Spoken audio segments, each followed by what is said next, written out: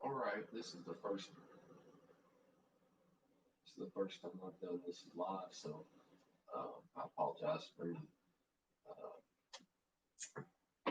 egregious errors while doing this. But I thought I would start this off by talking about the role of the hip flexors in the sit-up. And I was recently confronted with having to program the sit-up into a client's programming, and the sit-up is an exercise that I usually program for people, and I've done them on my own growing up, and um, it just I've just seen um, you know more seen better results resisting momentum with the core than I have initiating momentum with things like sit-ups and stuff. And there's another reason why I won't really program sit-ups is because they're easy to mess up, and it's an abdominal exercise, but the hip flexors get involved. And if you can picture the sit-up in your mind, you're laying on the floor, supine, your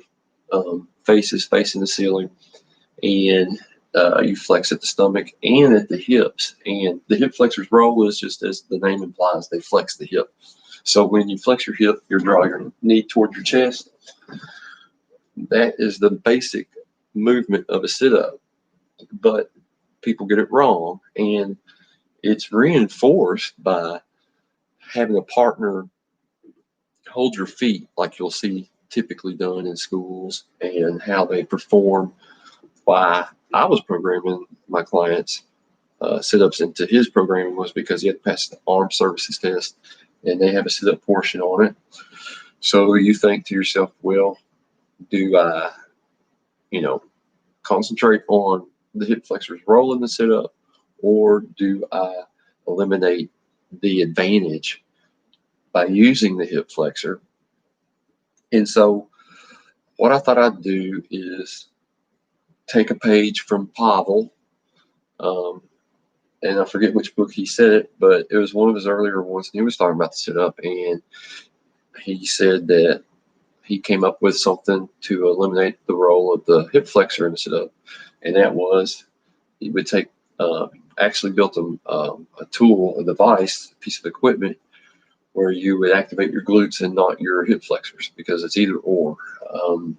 Now the hip flexors are already tight, but they're not really actively contracting in a sit up. In a good sit up, a bad sit up, they get involved too much. So to take that away, we just place the client's heels in front of an immovable length of material, whether that was an iron, I think it was an iron bar. It wasn't a barbell though. I think it was a piece of it was at the end of a Pilates piece of equipment. So that afforded us a nice vantage point to put his feet. And I said, just focus on contracting the hamstrings and glutes. And we shifted that tension to the abdominals. And I mean, he felt the tension right away, and he banged out some good sit ups. And so I thought, let's train the correct way. And over time, we're going to keep on looking at the spine and make sure it's not excessively flexing. But a sit up by itself is not inherently bad. I don't think there's anything inherently wrong with the sit up. I think there's a way that we mess it up, but it doesn't change my stance on programming the sit up for most people. And really, the only people who are outliers are people who are just really, really wanting to do a sit up, or folks like this guy here who's getting ready for an armed services test, or I think policemen and firefighters might have to pass this test too. But it consists of sit-ups and a mile and a half run, I believe, and there's also a push-up portion. But you train as specific to what you're going to be asked to do as much as possible. And so I didn't want to strengthen the hip flexors or the abdominals any other way. I normally like to strengthen the core, putting clients in a position where they're resisting momentum with their trunk, and that's usually with gravity. And if they have good form on those exercises, then I'll look to increase the load, whether through its elevation or elevating a body part, or putting a body part on something unstable like a Bosu ball or a Swiss ball.